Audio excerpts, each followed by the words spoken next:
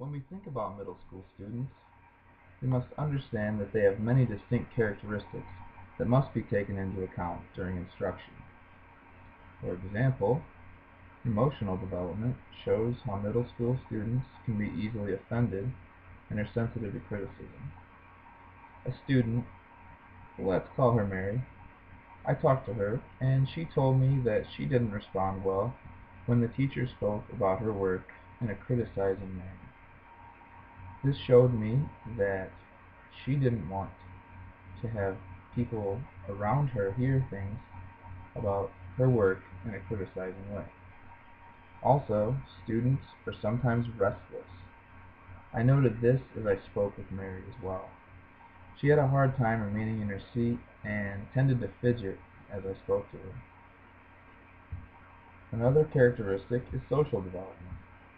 Students in middle school love to talk to their friends. They talk to their friends during school, at their lockers, everywhere they possibly can.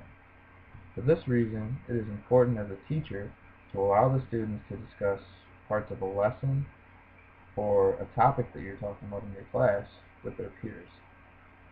Mary told me that she wanted to talk to her friends during class as much as possible, and she really liked it when the teacher allowed for this to happen. A third characteristic is cognitive development. Students at this age tend to have a wide range of intellectual development individually. This can be seen also when I spoke with Mary. She told me that she enjoyed certain subjects in school because they were easier for her to understand.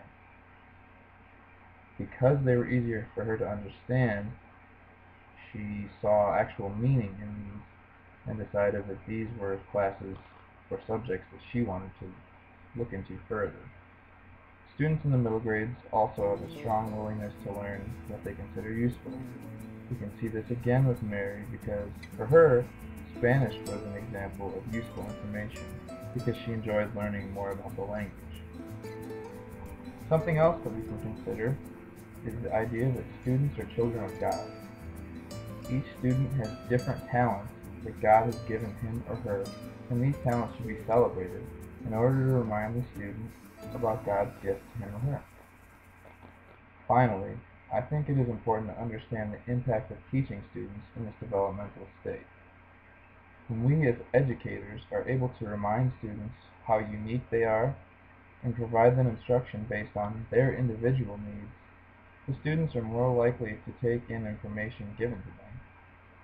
By teaching based on student needs, we can provide a more impactful education to them.